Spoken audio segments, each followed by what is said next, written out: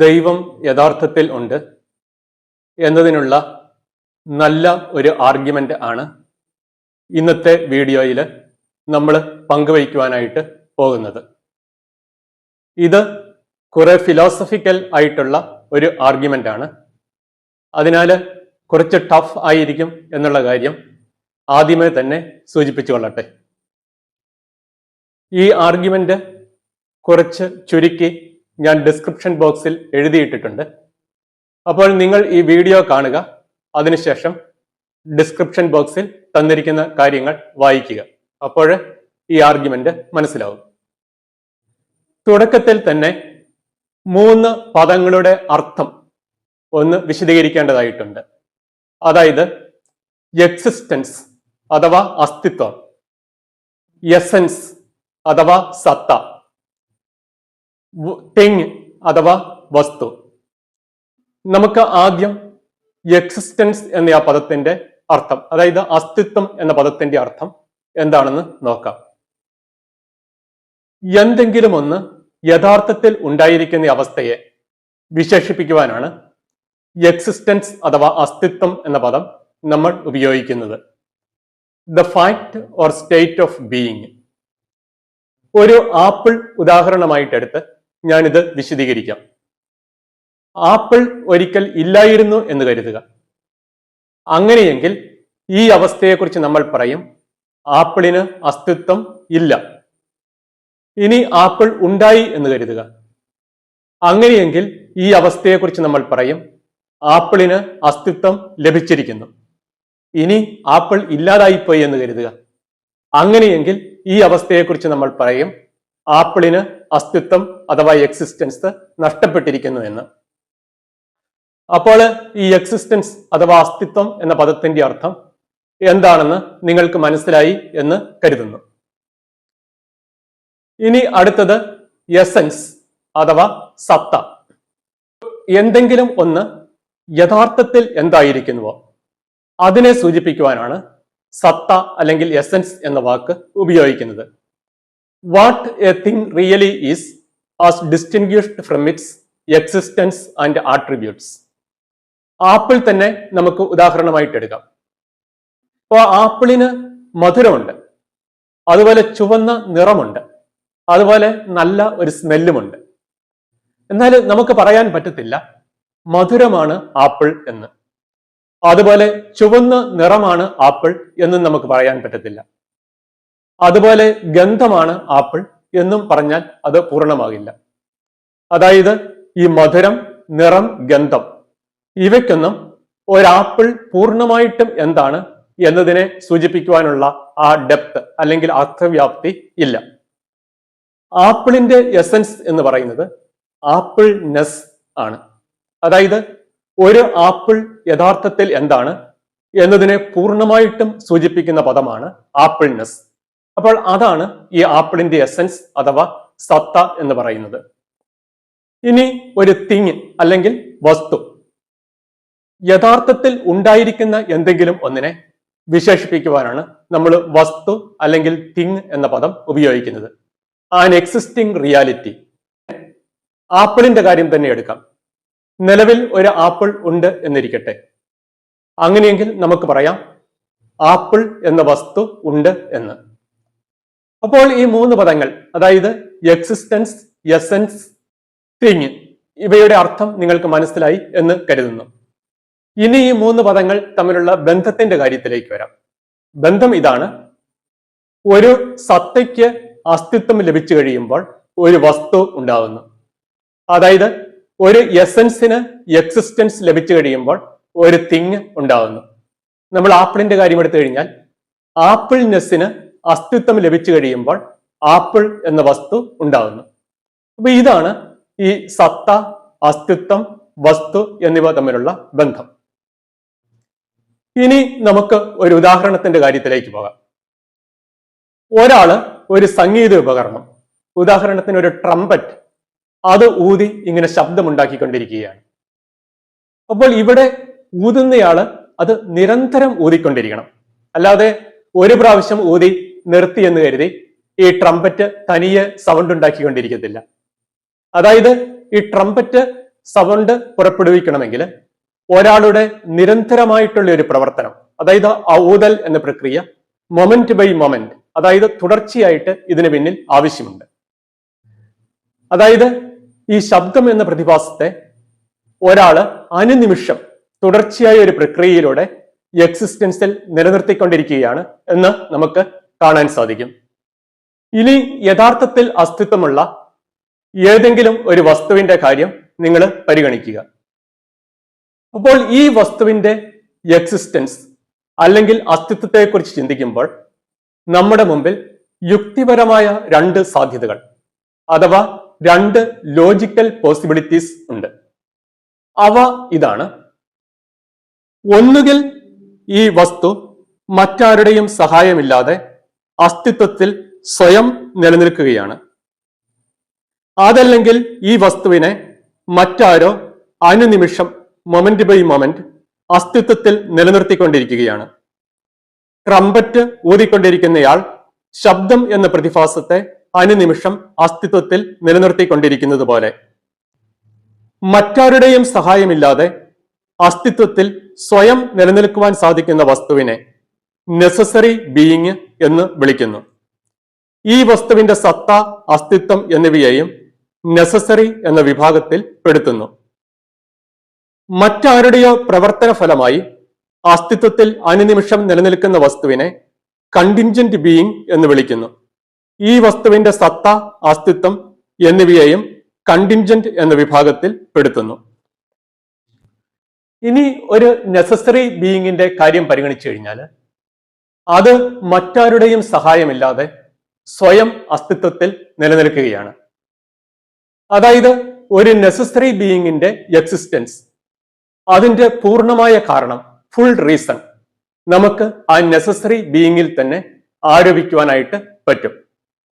കുറച്ചുകൂടി ലളിതമായ ഭാഷയിൽ പറഞ്ഞു കഴിഞ്ഞാൽ ഒരു നെസസറി ബീയിങ് അതിനെ തന്നെ അസ്തിത്വത്തിൽ അനുനിമിഷം നിലനിർത്തിക്കൊണ്ടിരിക്കുകയാണ്. ഇനി സത്ത എന്ന് പറയുന്നത് ഒരു വസ്തു യഥാർത്ഥത്തിൽ എന്തായിരിക്കുന്നുവോ അതാണല്ലോ. അപ്പോൾ ഈ നെസസറി ബീയിങ്ങിന്റെ എക്സിസ്റ്റൻസ് നമുക്ക് അതിന്റെ സത്തയിൽ തന്നെ ആരോപിക്കുവാനായിട്ട് പറ്റും. അതായത് ഒരു നെസസറി ബീയിങ്ങിന്റെ അസ്തിത്വം അല്ലെങ്കിൽ എക്സിസ്റ്റൻസ് എന്ന് പറയുന്നത് അതിന്റെ സത്തയുടെ, എസൻസിന്റെ തന്നെ ഒരു പാർട്ടാണെന്ന് നമുക്ക് മനസ്സിലാക്കാൻ സാധിക്കുന്നതേ ഉള്ളൂ.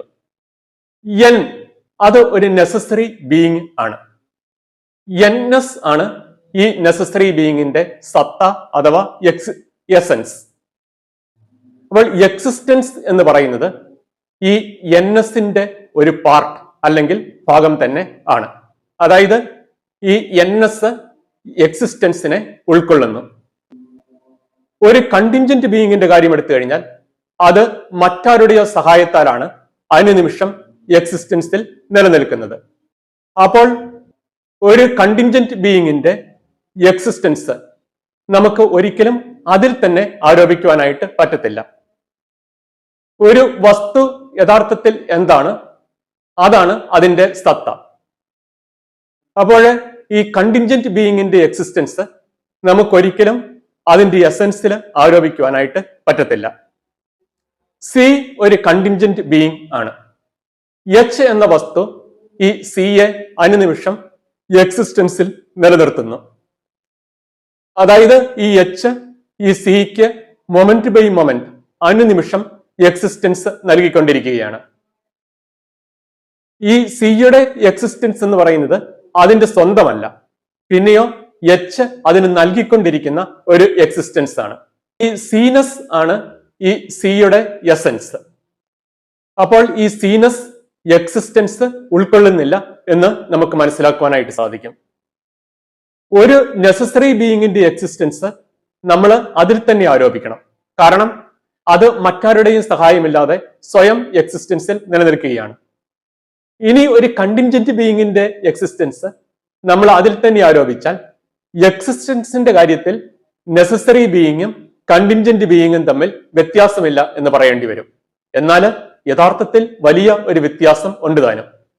ഇതിൽ നിന്ന് തന്നെ നമുക്ക് മനസ്സിലാക്കുവാൻ സാധിക്കും ഒരു കണ്ടിൻജന്റ് ബീയിങ്ങിന്റെ എക്സിസ്റ്റൻസ് അതിൽ തന്നെ അല്ലെങ്കിൽ അതിന്റെ സത്തയിൽ നമുക്ക് ആരോപിക്കുവാൻ പറ്റില്ല എന്നുള്ള കാര്യം.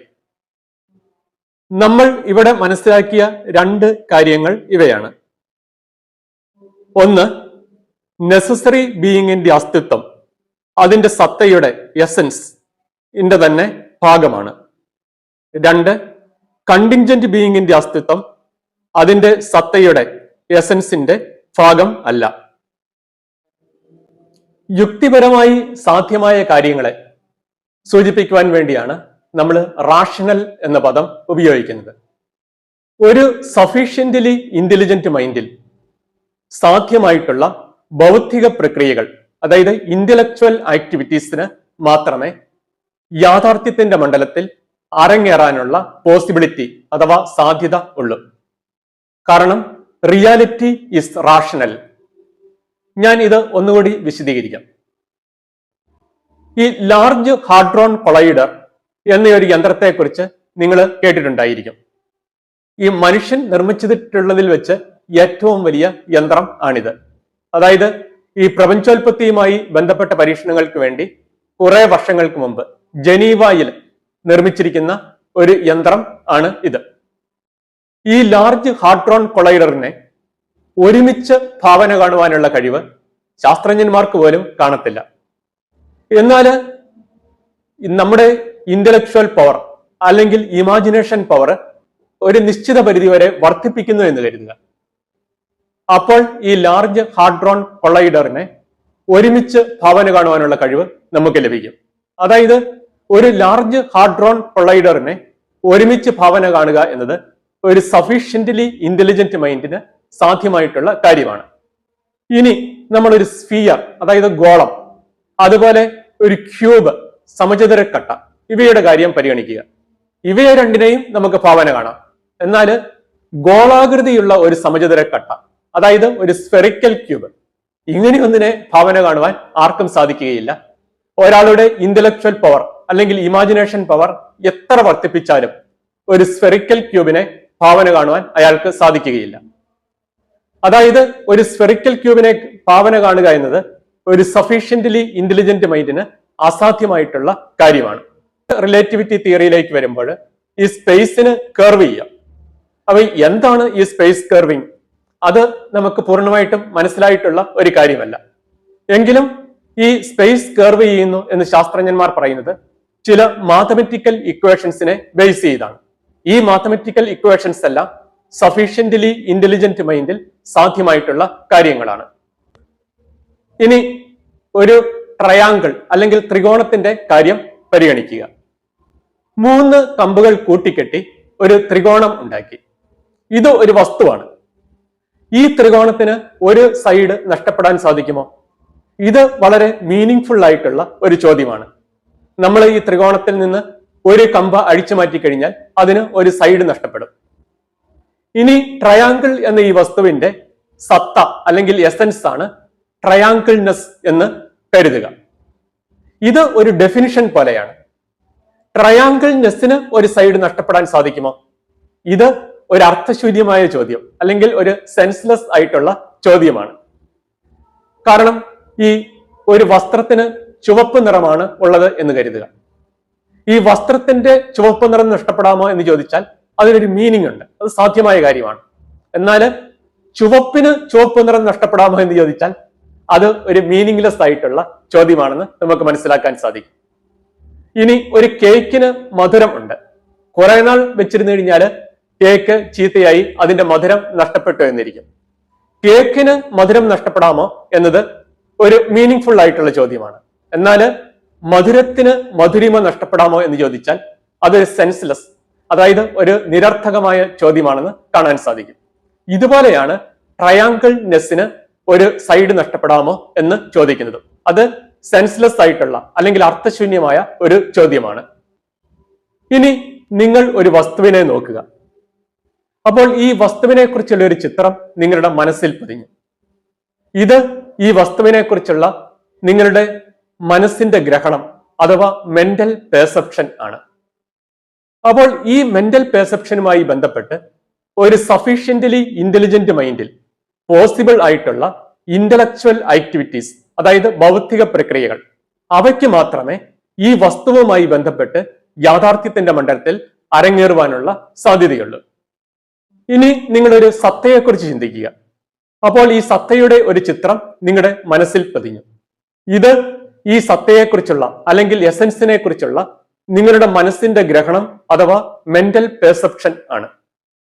അപ്പോൾ ഈ മെന്റൽ പെർസെപ്ഷനുമായി ബന്ധപ്പെടുത്തി ഒരു സഫീഷ്യന്റ്ലി ഇന്റലിജന്റ് മൈൻഡിൽ പോസിബിൾ ആയിട്ടുള്ള ഭൗതിക പ്രക്രിയകൾ അല്ലെങ്കിൽ ഇന്റലക്ച്വൽ ആക്ടിവിറ്റീസ് അവയ്ക്ക് മാത്രമേ ഈ സത്തയുമായി ബന്ധപ്പെട്ട് യാഥാർത്ഥ്യത്തിന്റെ മണ്ഡലത്തിൽ അരങ്ങേറുവാനുള്ള പോസിബിലിറ്റി, അതായത് സാധ്യത ഉള്ളൂ. ഒരു കണ്ടിൻജന്റ് ബീയിങ്ങിന്റെ ചിത്രം നിങ്ങൾ മനസ്സിലേക്ക് കൊണ്ടുവരിക. ഈ ചിത്രം എന്ന് പറയുന്നത് ഒരു എസൻസിന് മറ്റൊരാൾ എക്സിസ്റ്റൻസ് നൽകിക്കൊണ്ടിരിക്കുന്നതിന്റെ ഒരു ചിത്രമാണ്. അപ്പോൾ ഒരു കണ്ടിൻജന്റ് ബീയിങ്ങിനെ സംബന്ധിച്ച് നമ്മുടെ മനസ്സിൽ എസൻസും എക്സിസ്റ്റൻസും രണ്ടായിട്ടാണ് നിൽക്കുന്നത്. അപ്പോൾ ഈ എസൻസിന് അസ്തിത്വം നൽകൽ ആരംഭിക്കുക, അതുപോലെ ഈ എസൻസിന് അസ്തിത്വം നൽകൽ അവസാനിപ്പിക്കുക. ഈ രണ്ട് കാര്യങ്ങളും ഒരു സഫീഷ്യന്റ്ലി ഇന്റലിജന്റ് മൈൻഡിൽ പോസിബിൾ ആയിട്ടുള്ള ഇന്റലക്ച്വൽ ആക്ടിവിറ്റീസ് ആണ്. അതുകൊണ്ട് ഒരു കണ്ടിൻജന്റ് ബീയിങ്ങിനെ സംബന്ധിച്ച് യാഥാർത്ഥ്യത്തിന്റെ മണ്ഡലത്തിൽ നോൺ എക്സിസ്റ്റൻസിൽ നിന്ന് എക്സിസ്റ്റൻസിലേക്കും അതുപോലെ എക്സിസ്റ്റൻസിൽ നിന്ന് നോൺ എക്സിസ്റ്റൻസിലേക്കും കടന്നു പോകുവാനുള്ള സാധ്യതയുണ്ട്. അതായത് ഒരു കണ്ടിൻജന്റ് ബീയിങ്ങിനെ സംബന്ധിച്ച് ബിഗിനിങ്, എൻഡ്, ആരംഭം, അവസാനം ഇവ രണ്ടും പോസിബിൾ ആയിട്ടുള്ള കാര്യമാണ്. ഇനി ഒരു നെസസറി ബീയിങ്ങിന്റെ ചിത്രം നിങ്ങൾ മനസ്സിലേക്ക് കൊണ്ടുവരിക. അപ്പോൾ ഈ നെസസറി ബീയിങ്ങിന്റെ എസൻസ് അത് എക്സിസ്റ്റൻസിനെ ഉൾക്കൊള്ളുന്നു. അതായത് മനസ്സിന്റെ മണ്ഡലത്തിൽ ഈ നെസസറി ബീയിങ്ങും അതിന്റെ എസൻസും തമ്മിൽ യാതൊരു വ്യത്യാസവുമില്ല. ഇക്കാരണത്താൽ ഈ കണ്ടിൻജന്റ് ബീയിങ്ങിന്റെ കാര്യത്തിൽ അല്പം മുമ്പ് നമ്മൾ പറഞ്ഞ ആ ഇന്റലക്ച്വൽ ആക്ടിവിറ്റീസ് ഈ നെസസറി ബീയിങ്ങിന്റെ കാര്യത്തിൽ ഒരു സഫീഷ്യന്റ്ലി ഇന്റലിജന്റ് മൈൻഡിൽ ഇമ്പോസിബിൾ ആയിട്ടുള്ള കാര്യങ്ങളാണെന്ന് നമുക്ക് മനസ്സിലാക്കാം. അപ്പോൾ ഒരു നെസസറി ബീയിങ്ങിനെ സംബന്ധിച്ച് നോൺ എക്സിസ്റ്റൻസിൽ നിന്ന് എക്സിസ്റ്റൻസിലേക്കും എക്സിസ്റ്റൻസിൽ നിന്ന് നോൺ എക്സിസ്റ്റൻസിലേക്കും കടന്നു പോവുക എന്നത് അസാധ്യമായിട്ടുള്ള കാര്യമാണ്. അതായത് ഒരു നെസസറി ബീയിങ് ഇപ്പോൾ ഉണ്ട് എങ്കിൽ എപ്പോഴും ഉണ്ട്, അതിന് ആരംഭവും അവസാനവുമില്ല, ബിഗിനിങ് ആൻഡ് എൻഡ് ഇല്ല. ഇക്കാര്യങ്ങൾ ഞാൻ ഒന്നുകൂടി സിസ്റ്റമാറ്റിക് ആയിട്ട് വിശദീകരിച്ചു തരാം. സി ഒരു കണ്ടിൻജന്റ് ബീയിങ് ആണ്. സീനസ് സിയുടെ എസൻസ് അഥവാ സത്ത ആണ്. എം സി സിയെ കുറിച്ചുള്ള നമ്മുടെ മനസ്സിന്റെ ഗ്രഹണം അഥവാ പെർസെപ്ഷൻ. എം സീനസ് സീനസിനെ കുറിച്ചുള്ള നമ്മുടെ മനസ്സിന്റെ ഗ്രഹണം അഥവാ പെർസെപ്ഷൻ. എം സി, എം സീനസ് എന്നിവയുമായി ബന്ധപ്പെടുത്തി ഒരു സഫീഷ്യന്റ്ലി ഇന്റലിജന്റ് മൈൻഡിൽ നടത്തുവാൻ സാധിക്കുന്ന ഇന്റലക്ച്വൽ ആക്ടിവിറ്റീസിന് മാത്രമേ സി, സീനസ് എന്നിവയുമായി ബന്ധപ്പെട്ട് യാഥാർത്ഥ്യത്തിന്റെ മണ്ഡലത്തിൽ അരങ്ങേറുവാനുള്ള സാധ്യതയുള്ളൂ. എം സിയെ പറ്റി മനസ്സിൽ ചിന്തിക്കുക. ഇത് എം സീനസിന് മറ്റൊരാൾ അനുനിമിഷം അസ്തിത്വം നൽകിക്കൊണ്ടിരിക്കുന്ന പ്രക്രിയയാണ്. ഈ അസ്തിത്വം നൽകൽ ആരംഭിക്കുക അതുപോലെ അവസാനിപ്പിക്കുക എന്നീ രണ്ട് കാര്യങ്ങളും മനസ്സിന്റെ മണ്ഡലത്തിൽ സാധ്യമായ ഇന്റലക്ച്വൽ ആക്ടിവിറ്റീസ് ആണ്. അതിനാൽ യാഥാർത്ഥ്യത്തിന്റെ മണ്ഡലത്തിൽ സി എന്ന വസ്തുവിനെ സംബന്ധിച്ച് അസ്തിത്വത്തിലേക്ക് കടന്നു വരുവാനും അതുപോലെ അസ്തിത്വത്തിൽ നിന്ന് ഇല്ലാതായി പോകുവാനുമുള്ള സാധ്യതകൾ ഉണ്ട്.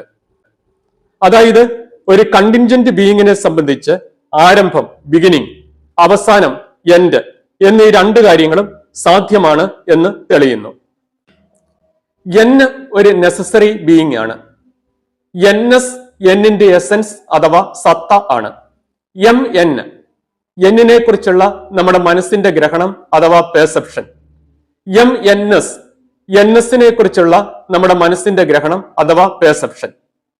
M N, M N S എന്നിവയുമായി ബന്ധപ്പെട്ട് ഒരു സഫീഷ്യന്റ്ലി ഇന്റലിജന്റ് മൈൻഡിൽ സാധ്യമായ ഇന്റലക്ച്വൽ ആക്ടിവിറ്റീസിന് മാത്രമേ എൻ, എൻ എസ് എന്നിവയുമായി ബന്ധപ്പെട്ട് യാഥാർത്ഥ്യത്തിന്റെ മണ്ഡലത്തിൽ അരങ്ങേറുവാനുള്ള സാധ്യതയുള്ളൂ. എം എന്നിനെ കുറിച്ച് മനസ്സിൽ ചിന്തിക്കുക. അത് അസ്തിത്വം അഥവാ എക്സിസ്റ്റൻസ് ഉൾക്കൊള്ളുന്നു. എം എൻ എസിനെ കുറിച്ച് മനസ്സിൽ ചിന്തിക്കുക. ഇതും അസ്തിത്വം അഥവാ എക്സിസ്റ്റൻസ് ഉൾക്കൊള്ളുന്നു. മനസ്സിന്റെ മണ്ഡലത്തിൽ MN, MNS ഇവ രണ്ടും പൂർണ്ണമായും ഒരുപോലെയാണെന്ന് കാണാൻ സാധിക്കും. MNSന് അസ്തിത്വം നഷ്ടപ്പെടാമോ എന്ന് മനസ്സിന്റെ മണ്ഡലത്തിൽ ചോദിക്കുന്നു എന്ന് കരുതുക. ഇത് നിരർത്ഥകമായ അഥവാ സെൻസ്ലെസ് ആയിട്ടുള്ള ചോദ്യമാണ്. മധുരത്തിന് മധുരിമ നഷ്ടപ്പെടാമോ? ചുവപ്പിന് ചുവപ്പ് നിറം നഷ്ടപ്പെടാമോ? അതല്ലെങ്കിൽ ട്രയാങ്കിൾനെസ്സിന് ഒരു സൈഡ് നഷ്ടപ്പെടാമോ എന്ന് ചോദിക്കുന്നതിന് തുല്യമാണിത്. മനസ്സിന്റെ മണ്ഡലത്തിൽ MNSന് അസ്തിത്വം നഷ്ടപ്പെടാനാകില്ല എന്ന് വ്യക്തമാണ്. ഇനി MN, MNS എന്നിവ പൂർണ്ണമായും ഒന്നുപോലെയാണെന്ന് നമ്മൾ കണ്ടിരുന്നു. അതിനാൽ MNന് അസ്തിത്വം നഷ്ടപ്പെടാനാകുമോ എന്ന ചോദ്യവും നിരർത്ഥകം അഥവാ സെൻസ്ലെസ് ആണ്. MNുമായി ബന്ധപ്പെട്ട് സഫീഷ്യന്റ്ലി ഇന്റലിജന്റ് മൈൻഡിൽ സാധ്യമായ കാര്യങ്ങൾക്ക് മാത്രമേ Nനുമായി ബന്ധപ്പെട്ട് യാഥാർത്ഥ്യത്തിന്റെ മണ്ഡലത്തിൽ അരങ്ങേറാനാവുകയുള്ളൂ. അതിനാൽ യാഥാർത്ഥ്യത്തിന്റെ മണ്ഡലത്തിൽ Nന് അസ്തിത്വം നഷ്ടപ്പെടുക സാധ്യമല്ല എന്ന് ഇവിടെ തെളിയുന്നു. നമ്മൾ ഇവിടെ മനസ്സിലാക്കിയ കാര്യം ഇതാണ്. അതായത് ഒരു നെസസറി ബീയിങ് ഇപ്പോൾ ഉണ്ട് എന്ന് കരുതുക. അങ്ങനെയെങ്കിൽ ഈ നെസസറി ബീയിങ്ങിന് പിന്നീട് ഇല്ലാതായി പോകുവാൻ സാധിക്കുകയില്ല. അത് ലോജിക്കലി ഇമ്പോസിബിൾ ആയിട്ടുള്ള കാര്യമാണ്. അതായത് ഒരു നെസസറി ബീയിങ്ങിനെ സംബന്ധിച്ച് എക്സിസ്റ്റൻസിൽ നിന്ന് നോൺ എക്സിസ്റ്റൻസിലേക്ക് കടന്നു പോവുക അസാധ്യമായ കാര്യമാണ്. അതായത് ഒരു നെസസറി ബീയിങ്ങിന് ഇപ്പോൾ ഉണ്ട് എങ്കിൽ അതിന് അവസാനം അഥവാ എൻഡ് ഇല്ല. ഒരു നെസസറി ബീയിങ്ങിനെ സംബന്ധിച്ച് എക്സിസ്റ്റൻസിൽ നിന്ന് നോൺ എക്സിസ്റ്റൻസിലേക്ക്, അതായത് അസ്തിത്വത്തിൽ നിന്ന് അസ്തിത്വമില്ലായ്മയിലേക്ക് കടന്നു പോവുക ലോജിക്കലി ഇമ്പോസിബിൾ ആയിട്ടുള്ള കാര്യമാണ്. അങ്ങനെയെങ്കിൽ ഇതിന്റെ റിവേഴ്സ് പ്രോസസ് അതും ലോജിക്കലി ഇമ്പോസിബിൾ ആയിരിക്കണം. അതായത് ഒരു നെസസറി ബീയിങ്ങിനെ സംബന്ധിച്ച് നോൺ എക്സിസ്റ്റൻസിൽ നിന്ന് എക്സിസ്റ്റൻസിലേക്ക് കടന്നു വരിക അസാധ്യമാണ്. അതായത് അസ്തിത്വമില്ലായ്മയിൽ നിന്ന് അസ്തിത്വത്തിലേക്ക് കടന്നു വരിക യുക്തിപരമായി അസാധ്യമായ കാര്യമാണ്. അതായത് ഒരു നെസസറി ബീയിങ് ഇപ്പോൾ ഉണ്ട് എങ്കിൽ അതിന് ബിഗിനിങ്, അതായത് ആരംഭം എന്നൊരു കാര്യം ഇല്ല. അപ്പോൾ നമുക്ക് രണ്ട് കാര്യങ്ങൾ മനസ്സിലാക്കാം. ഒരു നെസസറി ബീയിങ് ഇപ്പോൾ ഉണ്ട് എങ്കിൽ എപ്പോഴും ഉണ്ട്, അതിന് ആരംഭമോ അവസാനമോ ഇല്ല. ബിഗിനിങ് ആൻഡ് എൻഡ് നെസസറി ബീയിങ്ങിന് ഇല്ല. ഒരു നെസസറി ബീയിങ്ങിനെ സംബന്ധിച്ച് ആരംഭമോ അവസാനമോ ഇല്ല. അപ്പോൾ ആരംഭവും അവസാനവുമുള്ള ഏതെങ്കിലും ഒരു വസ്തുവിനെ എടുത്തു കഴിഞ്ഞാൽ അതൊരിക്കലും ഒരു നെസസറി ബീയിങ് ആയിരിക്കത്തില്ല, പിന്നെയോ ഒരു കണ്ടിൻജന്റ് ബീയിങ് ആയിരിക്കും. ഇനി നമുക്കൊരു ഫ്രഷ് ആപ്പിളിന്റെ കാര്യത്തിലേക്ക് വരാം. കുറെ നാൾ വെച്ചിരുന്നു കഴിഞ്ഞാൽ അത് അഴുകി ഒരു റോട്ടൺ ആപ്പിൾ ആയി മാറും. ആദ്യം ഉണ്ടായിരുന്ന ആപ്പിൾ അല്ല പിന്നീടുള്ള ആപ്പിൾ, ഇവയ്ക്ക് രണ്ടിനും തമ്മിൽ വലിയ വ്യത്യാസമുണ്ട്. ഇനി നമ്മൾ ഈ ആപ്പിളിന്റെ എക്സിസ്റ്റൻസിനെ മുഴുവനുമായി എടുക്കുന്നു എന്ന് കരുതുക. അതായത് ഈ ആപ്പിളിന്റെ ടോട്ടാലിറ്റി ഓഫ് എക്സിസ്റ്റൻസ് നമ്മൾ പരിഗണിക്കുന്നു എന്ന് കരുതുക. അപ്പോൾ ഈ ടോട്ടാലിറ്റി ഓഫ് എക്സിസ്റ്റൻസ് പരിഗണിച്ചു കഴിഞ്ഞാൽ നമുക്ക് മനസ്സിലാക്കുവാൻ സാധിക്കും ഈ ഫ്രഷ് ആപ്പിളിന് ഒരു ബിഗിനിങ് ഉണ്ട്, അതുപോലെ അതിന് ഒരു എൻഡ്, അവസാനവും ഉണ്ട്. അതായത് ഈ ഫ്രഷ് ആപ്പിൾ അല്ലെങ്കിൽ ആപ്പിൾ എന്ന് പറയുന്നത് ഒരു കണ്ടിൻജന്റ് ബീയിങ് ആണ്. കാരണം അതിന് ആരംഭവും അവസാനവും ഉണ്ട് ടോട്ടാലിറ്റി ഓഫ് എക്സിസ്റ്റൻസ് പരിഗണിക്കുമ്പോൾ. നമ്മൾ അല്പം കൂടി ആഴത്തിൽ ചിന്തിച്ചാൽ മനസ്സിലാക്കും. അതായത് ചേഞ്ച് ചെയ്യുന്ന എല്ലാ സാധനങ്ങളും അല്ലെങ്കിൽ ചേഞ്ച് അല്ലെങ്കിൽ മാറ്റത്തിന്റെ പോസിബിലിറ്റി ഉള്ള എല്ലാ വസ്തുക്കളും കണ്ടിൻജന്റ് ആണ്, അവ ഒരിക്കലും നെസസറി അല്ല. റെനി ഡെക്കാർട്ട്, ഇദ്ദേഹം വളരെ പ്രശസ്തനായ ഒരു ഫ്രഞ്ച് തത്വചിന്തകനും മാത്തമെറ്റീഷ്യനും ആണ്. നിങ്ങൾ കേട്ടിട്ടുണ്ടായിരിക്കും. അപ്പൊ ഇദ്ദേഹത്തിന്റെ വളരെ ഫേമസ് ആയിട്ടുള്ള ഒരു സ്റ്റേറ്റ്മെന്റ് ഉണ്ട്, I think therefore I am. അതിലേക്ക് നമുക്ക് വരാം.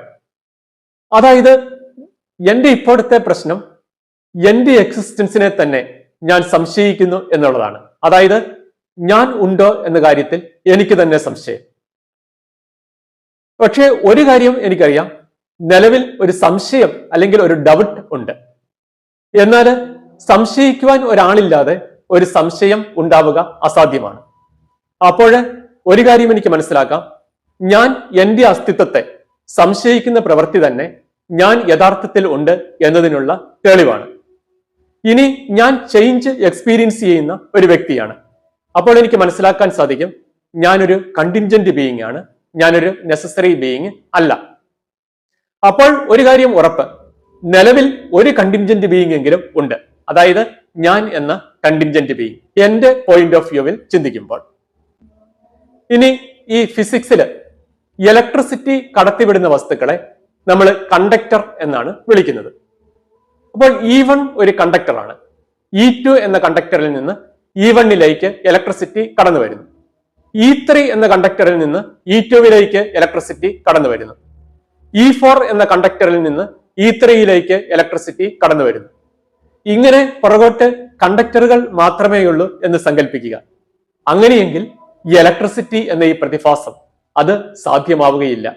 ഇലക്ട്രിസിറ്റി സാധ്യമാകണമെങ്കിൽ ഈ ചെയിന്റെ ഏറ്റവും അറ്റത്തായിട്ട് ഒരു ജനറേറ്റർ അല്ലെങ്കിൽ ഒരു ബാറ്ററി പോലുള്ള എന്തെങ്കിലും ഒന്ന് ഉണ്ടായിരിക്കണം.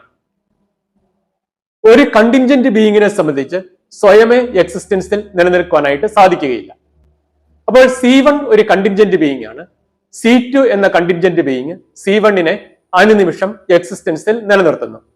C3 എന്ന കണ്ടിൻജന്റ് ബീയിങ് C2നെ എക്സിസ്റ്റൻസിൽ നിലനിർത്തുന്നു. C4 എന്ന കണ്ടിൻജന്റ് ബീയിങ് C3യെ എക്സിസ്റ്റൻസിൽ നിലനിർത്തുന്നു.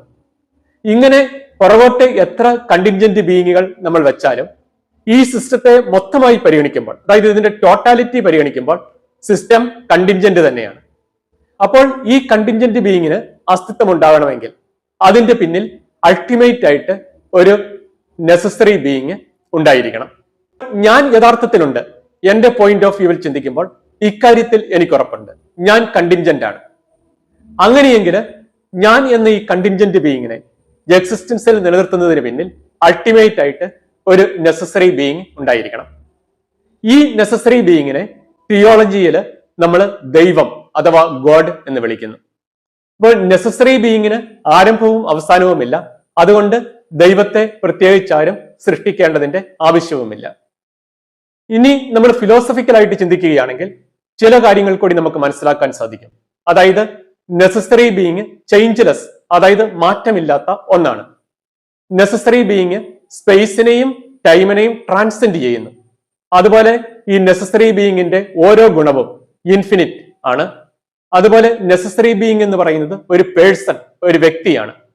ഇനി ഒന്നിൽ കൂടുതൽ നെസസറി ബീയിങ്ങുകൾക്ക് ഉണ്ടായിരിക്കുക സാധ്യമല്ല. ഒറ്റ നെസസറി ബീയിങ് മാത്രമേ ഉള്ളൂ. ഇക്കാര്യങ്ങളും ഫിലോസഫിക്കലായിട്ട് നമുക്ക് തെളിയിക്കുവാൻ സാധിക്കും. ഇതിനെക്കുറിച്ച് ഞാൻ മറ്റൊരു വീഡിയോ പിന്നീട് ചെയ്യുന്നതാണ്. ഇനി പരിശുദ്ധ തൃത്വം, ട്രിനിറ്റി, അതുപോലെ ക്രിസ്തുവിന്റെ മനുഷ്യാവതാരം എന്നിവയെക്കുറിച്ചും മറ്റൊരു വീഡിയോയിൽ വിശദീകരിക്കുന്നതായിരിക്കും. അപ്പോൾ ദൈവം യഥാർത്ഥത്തിലുണ്ട് എന്നൊരു ആർഗ്യുമെന്റ്, നെസസിറ്റി, കണ്ടിൻജൻസി എന്നീ രണ്ട് തത്വങ്ങളെ ആസ്പദമാക്കി നമ്മൾ വിശദീകരിക്കുകയായിരുന്നു. ഈ ആർഗ്യുമെന്റിന്റെ ചുരുക്കം ഞാനത് വളരെ ചിട്ടയായിട്ട് ഈ ഡിസ്ക്രിപ്ഷൻ ബോക്സിൽ എഴുതിയിട്ടിട്ടുണ്ട്. നിങ്ങൾ അത് വായിക്കുക. അതിനുശേഷം വീഡിയോ ഒന്നുകൂടെ കാണുക. അപ്പോൾ നിങ്ങൾക്ക് ഈ ആർഗ്യുമെന്റ് ക്രമേണ മനസ്സിലാക്കി എടുക്കാവുന്നതേ ഉള്ളൂ.